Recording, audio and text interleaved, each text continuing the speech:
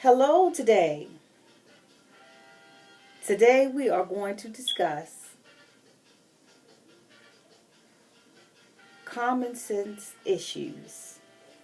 And we're going to talk about relationships today. I find in my life now, and I am in my late 30s, I find it very difficult to find people who are willing to talk openly about their relationships. Um, that and from my resource of people that I have access to. So um, I figure instead of complaining about the topic, I would discuss the topic and possibly receive feedback from others that may have some information to share about this particular topic in relationships or someone who may have gone through something similar. So, more specifically, we're going to talk about is it cool to refuse to define what a relationship is to you? So, for instance, if a man and a woman were in a relationship and let's say the woman is not ready to settle down and she refuses to claim the man as her boyfriend, instead she says to him she's not ready to settle down yet. And in fact, she's still playing the field. So is it acceptable for her to not justify any type of reasonable boundary for their relationship, and within what time frame? Now, for me, I think as a younger person, I think sometimes not defining a relationship happens because a younger person doesn't have access to certain experiences in relationships. So because they don't have that experience firsthand, they may not know that they need to define the relationship beyond anything other than writing a letter saying, do you want to go out with me? Yes or no. So it's very basic, their knowledge of relationships. However, once you mature, you get older, you've gone through some heartache, you have your spiritual and emotional bruising from relationships that didn't work out, you begin to understand that you need, in order for you to hold some respect for yourself and somebody else, that you need to define the relationship, and you need to define the relationship within a timely manner. So that if you meet a person, you determine within a certain amount of time if you're compatible with the person. And you may be compatible with the person because of the chemistry you share, because of an intellectual level, on an emotional plane. You may have some type of chemistry with the person. However, once you weigh your pros and cons, meaning your good and your bad, concerning that relationship, does both people in the relationship have what they need to survive the pitfalls that happen in relationships successfully? So, when you get into a relationship, you first get into the relationship and everything's happy, it's blissful. Your skin is glowing and you feel lighter as a person because you're in the spirit of love. You feel that spirit of love, and that energy of love is energizing. It feels good. You haven't quite made it to the point where you're arguing and fussing with each other and you're at odds.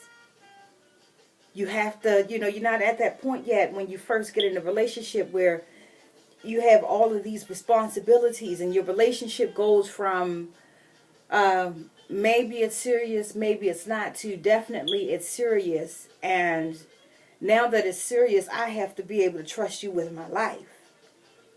So if I have to be able to trust you with my life, I need you to be able to trust me to a certain extent, and I need to be able to trust you to a certain extent. So therefore, we need to be able to have open, honest communication.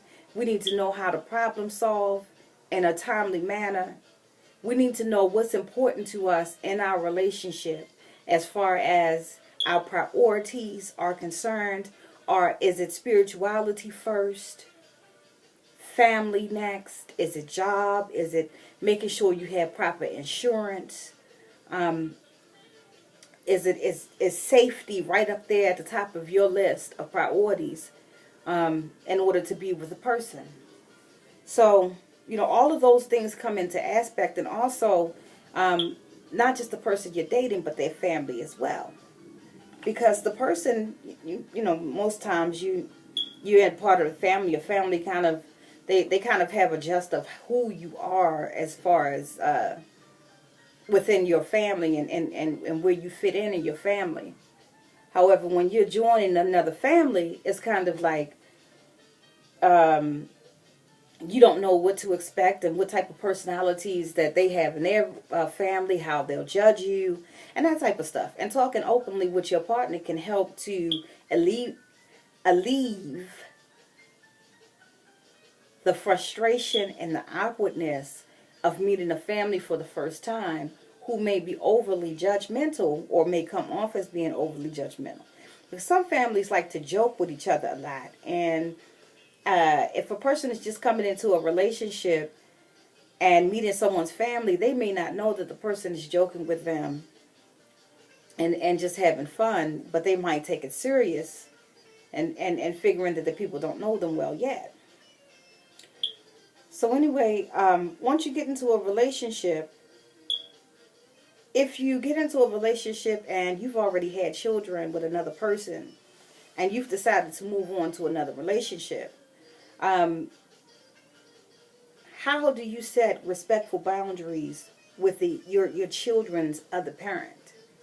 Do you set yourself a standard to say, once we're not in a relationship anymore, we're not to have any intercourse or any sexual intercourse with each other anymore, because we are not in a relationship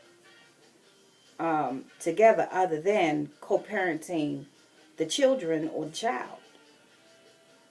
Or do you decide, well, my child's parent, they'll always be available resource to me to have intercourse or to talk to hang out with whenever I get ready to.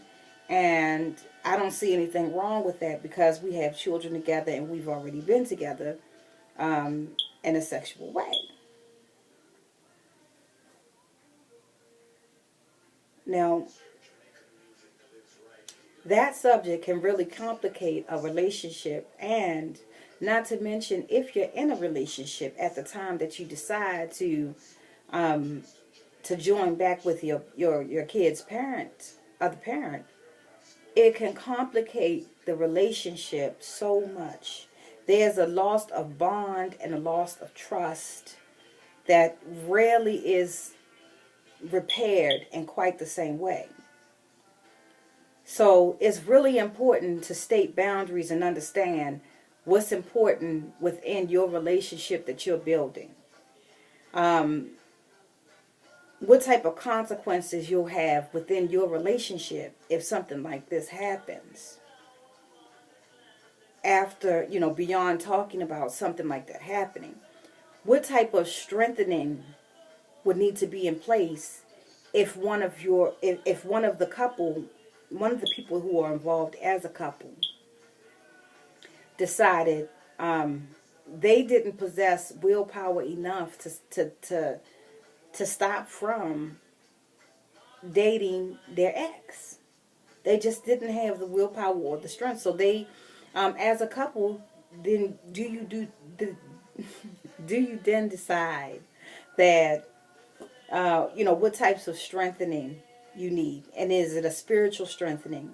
Do you need to remind your partner of why you're suitable for your partner and that they don't really need to go and look any further because you are there for them?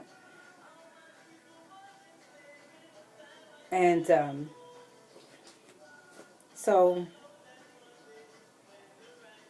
that's very important to discuss, I believe, before the relationship starts, during the relationship, Um, and also if the relationship ends after the relationship, because one thing it does is it allows the mind to have an understanding, a solid understanding as to what it went through in a relationship with the person that the person was in a relationship with.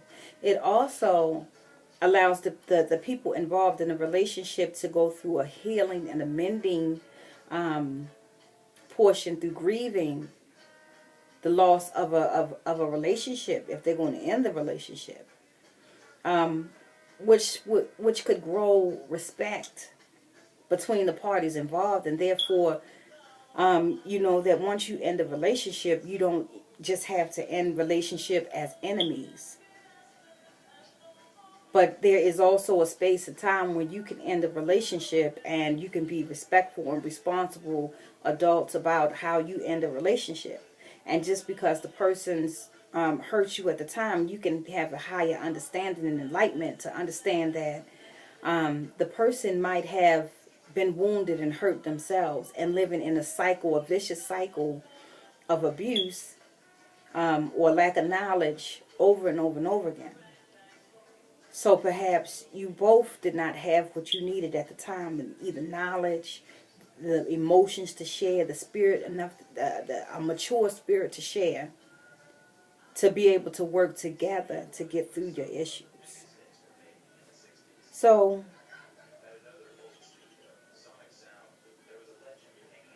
discussing with your current mate, what is acceptable behavior within a relationship, and concerns to cheating. Now, some people come across as being like a natural born flirt. It's like they don't even have to try to flirt. They don't really even think about it. They just come across as looking like or appearing that they're a natural born flirt. These are the people you see, they smile all the time. They like to make people laugh and joke, and and somebody else might take that as their partner flirting and become offended or hurt by it. And the best thing to do is to ask your partner, and try not to ask in anger, because and it's kind of difficult, but try not to ask in anger, and ask your partner and say, I might have been mistaken, but earlier today it seemed as if you were flirting with such and such. And give your partner a decent opportunity to respond to you and allow you to know if they were cheating, if they weren't cheating. And at least you've given your partner the opportunity to, one, be honest with you, to give you an explanation, and to clear the air if there's any air that needs to be cleared. Because what's cheating to someone else might not be cheating to another person. So is it cheating to share your emotions with someone else? And say like someone's going through an emotional time, and you provide an emotional ear or shoulder to cry on, and you're right there for them when they needed you. Would your partner believe that you were cheating with the person simply because you were giving the person emotional support? You saw that person in need, and you went ahead and gave the person emotional support. Now, there was no sexual intercourse involved there, or there was an emotional sharing of energy. And then the another type of cheating that could be considered is intellectual cheating. So if a person deemed themselves to be an intellectual or a smart person, they might carry a frustration with them, because they think sometimes people think they're so smart that they will devise these tactful conversations and flirt through their conversation. So they may, make some code name up and it becomes a personal flirt between the people involved. And so the other partner might feel like they're left out, or they've been disrespected and hurt emotionally. Now, it could be a misunderstanding, and that's why it's important to have the conversations with each other and say, is this something that we need to discuss further? Because keeping in mind, I love you, or I care about you, but I love myself as well. And because I love myself, I love myself enough to define where we are with the relationship. I understand that your being with me is a choice. My being with you is a choice. And as mature adults, I want to get to understand you and learn you and respect you in a mature manner.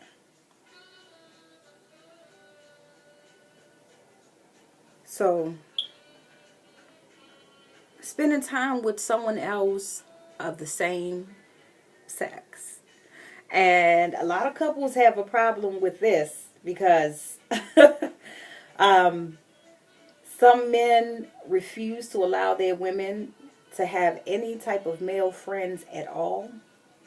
Not even with guidelines, with restrictions on the friendship, like that it be a platonic friendship, or it would, or that the woman would have to introduce the man that's her friend to the man that she's in a relationship with. And there are women who would never, ever, ever allow their men to have a female friend by any sort. So setting those types of rules like that in a relationship early on can really help to establish what type of respect and level of rapport you would like to have throughout your relationship. And as time goes on and you begin to show your partner that you are really there for your partner, you're not just hanging around until something else comes along that's better. And that's the reason that you would really like to talk about and explore the depths of who you are as two individuals before you come together as one individual.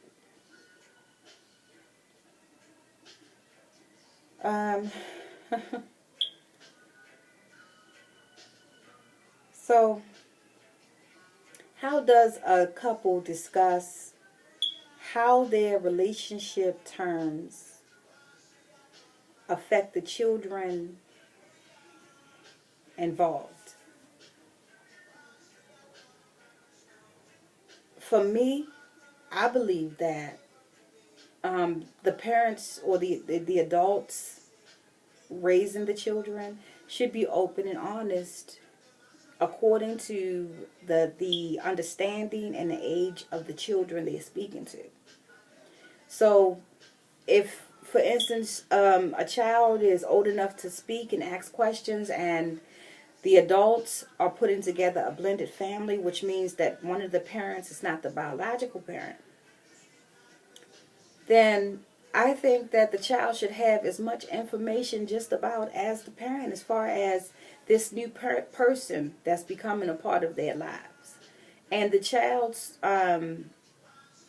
opinion should be very important in the process of bringing together a blended family. So taking time out to ask your child how they feel about you getting into a relationship with someone other than their biological parent.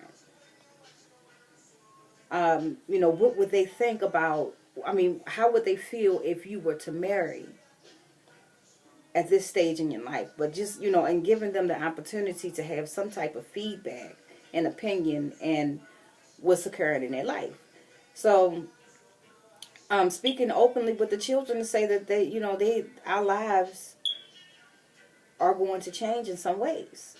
Once, we come together as a family, our lives will change in some ways. It's not going to always be easy. Some of it will be a struggle, but our lives are going to change in some ways. one of the things that as a parent you say to your children is I like to keep open, honest communication within our household so that we can work through our issues as a family together. Um, Allowing your partner that's coming in to talk to your children and allow your partner to, to introduce him or herself to your child once you're ready to do so. Excuse me, so that they feel included in your family structure and not like they're on the outside looking in, trying to find where they fit in into your family structure. Also discussing discipline, with your partner or your mate that's coming into the household, so that your child is not frightened where all of a sudden this person they don't know is disciplining them, and they've not really experienced that. So it's kind of, that could be a traumatic scenario. It can kind of break the trust between the biological parent and the child. So taking time and actually talking and to each other honestly, and making sure that those bonds of respect are there. Allow your child to know, I love you, I care for you, I have respect for you, because I gave you life, and this is part of the reason you're part of my responsibility in life. And so, discussing how the family structure might change, discussing also outside of your household, family members who don't live in your household, and allow your child to know how that might change and differ the way that they look at, or view you as a family. And so that way your child is not taken over by surprise and all of a sudden these changes are happening without any type of conversation, any type of awareness of what's really going on. Because what happens is the mind needs to have some type of script to be able to say, well, this is what's happening right now. And to make the person feel, a sense of safety.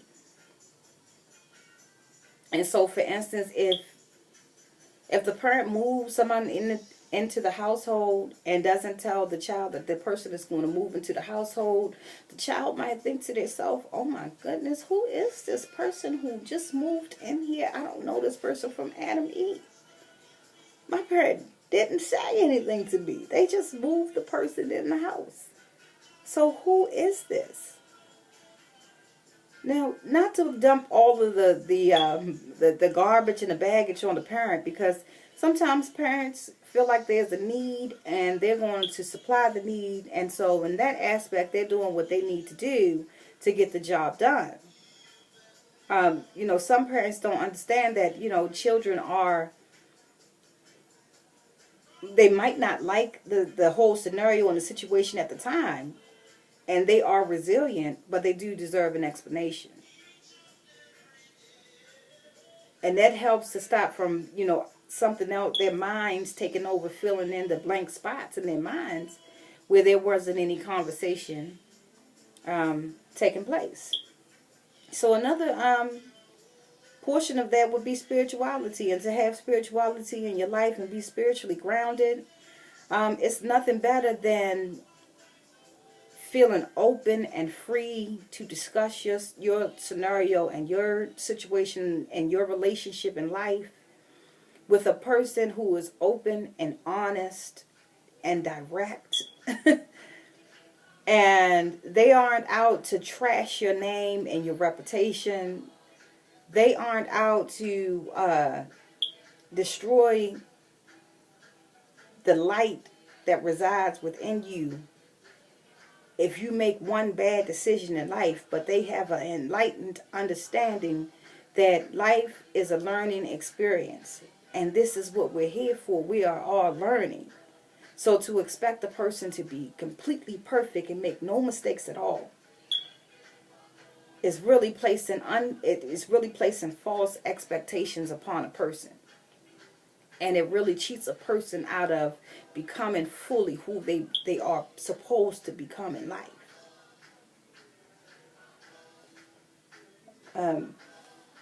So the next question, or the next point, is how long does a couple need to be together before they believe it's okay to go ahead and determine what type of relationship they'll have together?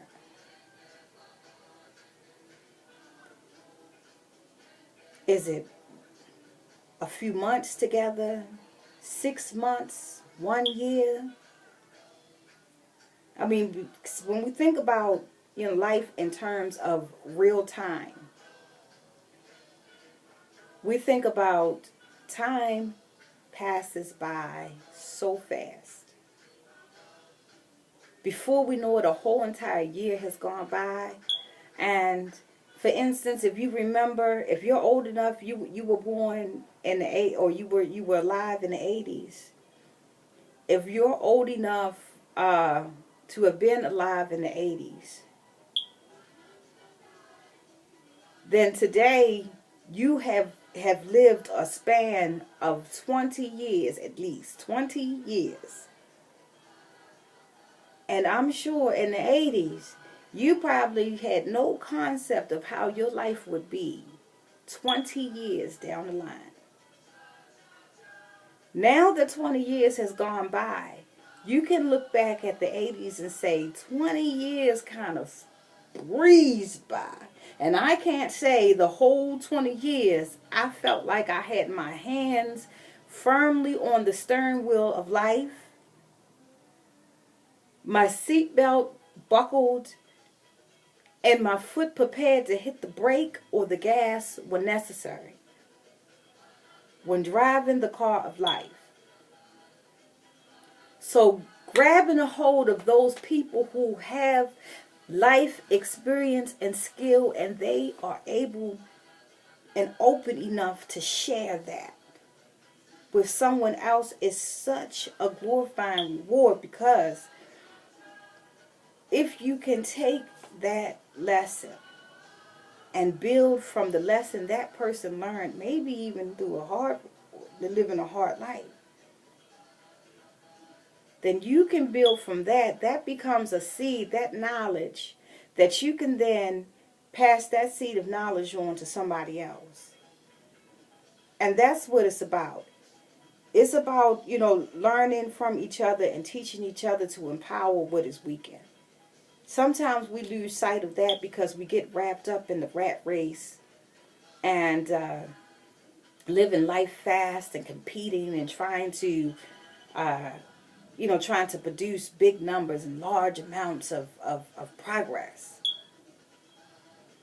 And something about that way of life, we lose the intimacy of who we are as just beings, centering ourselves.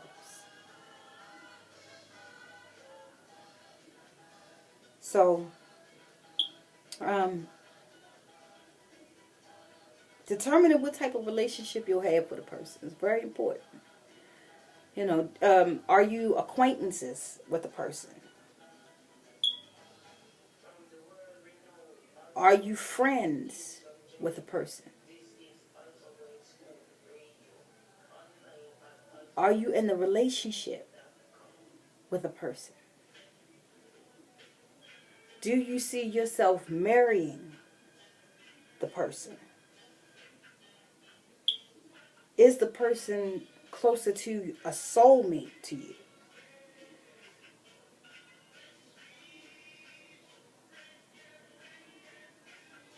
And all of these titles are very, very important, so that you know with a clear mind and heart and spirit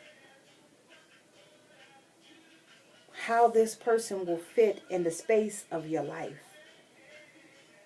And therefore, you don't have to have a lot of clutter and misunderstandings in your life. And sometimes it's very, very difficult for people to separate from other people. It's very, very difficult. You don't want to hurt the person's feelings. You know the person's been through a lot already in life, and you don't want to be the person to completely crush them in life. But then we have to think about how much damage we'll truly do to a person if we know that we're not in love with the person. We do not possess the ability to become in love with the person. And in fact, we will be killing a part of something inside of us every single day because we don't love the person. We're not in love with the person. We would be lying to ourselves and fooling ourselves into believing that this is a person that we would like to be with. And that would be living in falsehood to say that you're going to force yourself to be with a person and make something out of nothing into something. 5, 10 years go by and you can't understand why you're still not on an emotional connection, a spiritual connection with the person.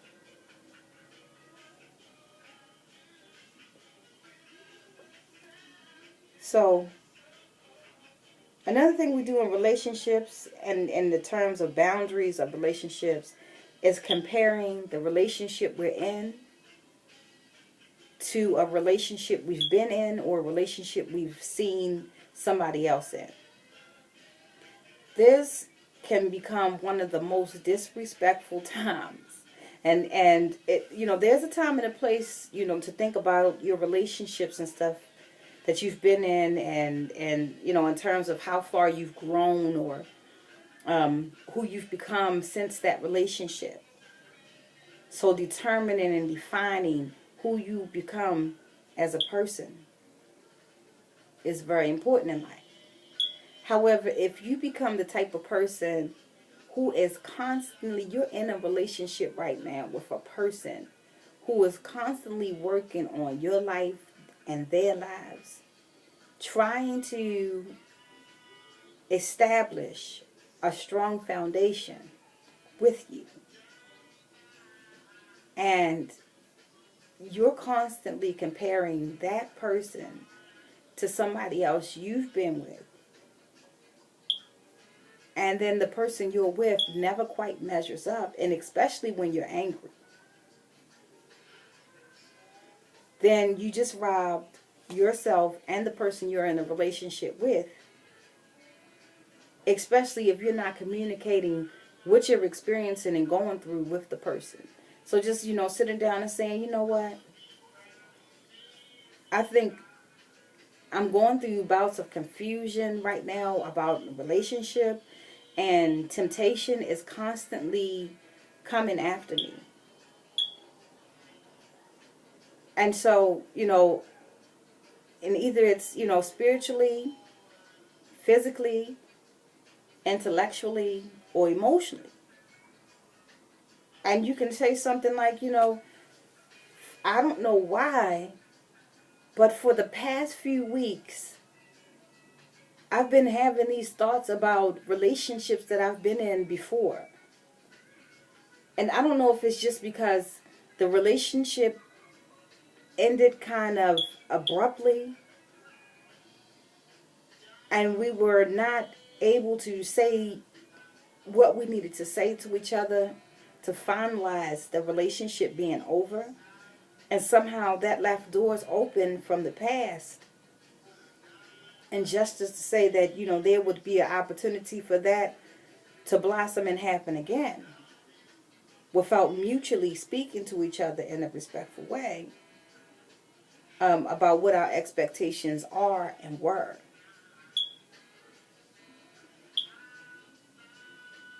So then your partner might say something like,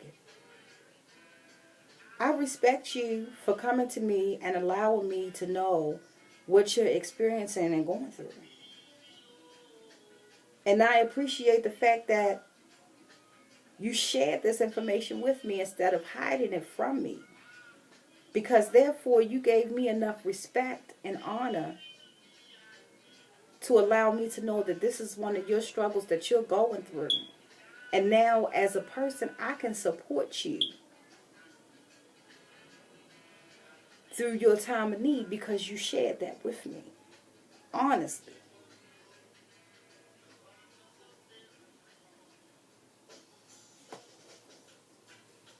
So, in order to keep a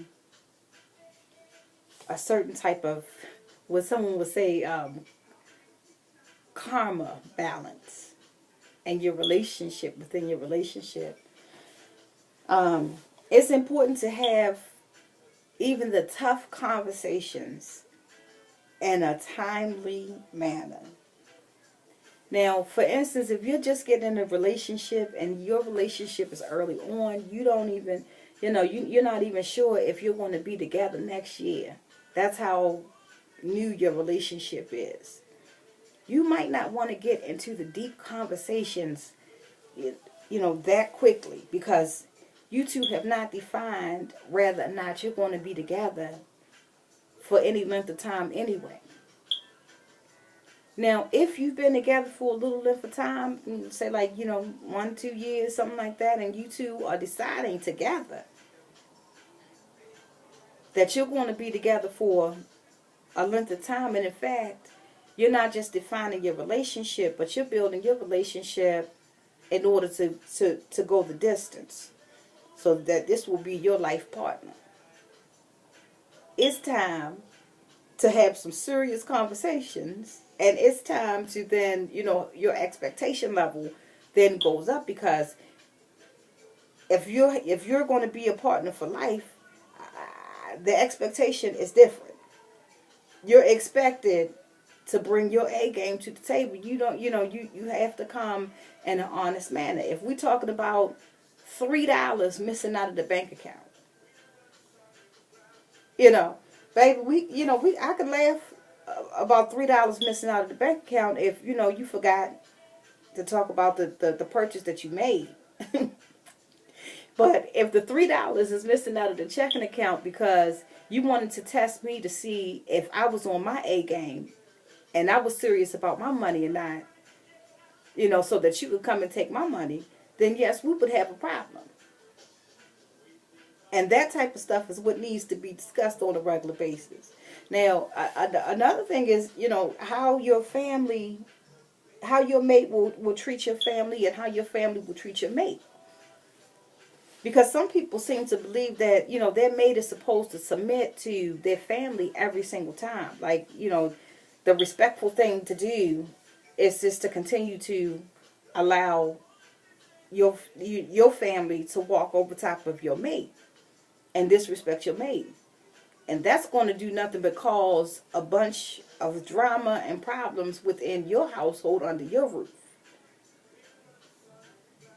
So you have to allow your family to know what their boundaries are with your household and your mate, and you have to allow your mate to know what your boundaries are with your family as well. So say, for instance, you have a mate who, he's very dominant as a man, and he really does not take lightly to, like, other men openly humiliating him. Especially if, let's say, it's a one-way street, meaning they don't, your family wouldn't allow him to be on the inside of the joke. But but they think it's okay to joke about him. Like, sort of like talking behind his back.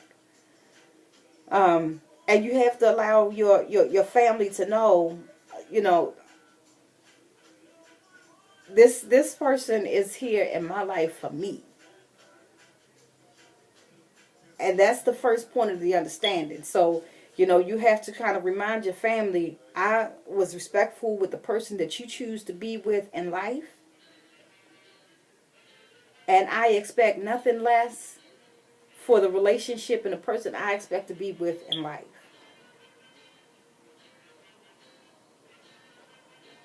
And you let your mate know, you know, I like to joke just like, you know, other people like to joke. I like to laugh. However, some stuff is just not funny.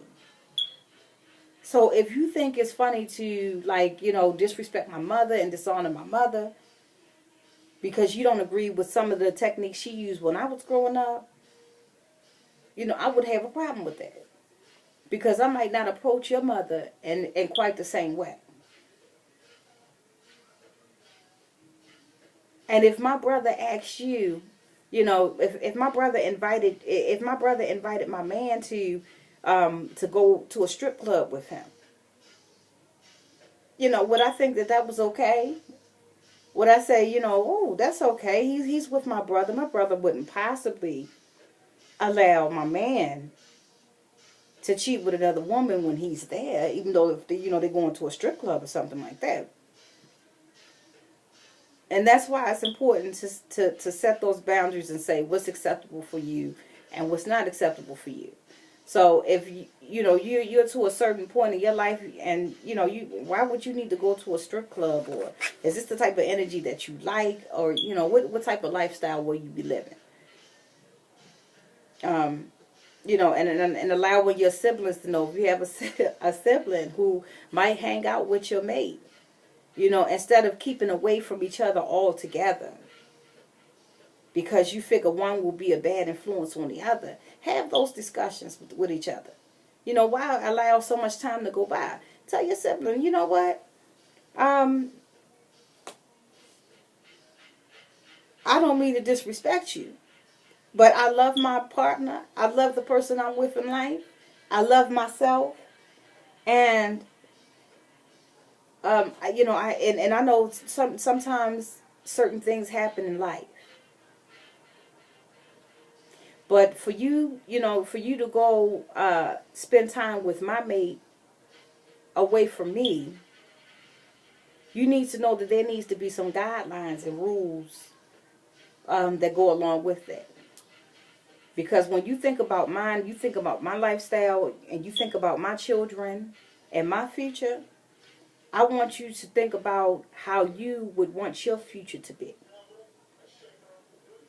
So if you know, if my sibling had a wife who had friends and they, you know, they went to the strip club and they drank and did whatever they wanted to do, you know, is that acceptable for him? Because if it's acceptable for him, doesn't mean it's acceptable for me and my mate.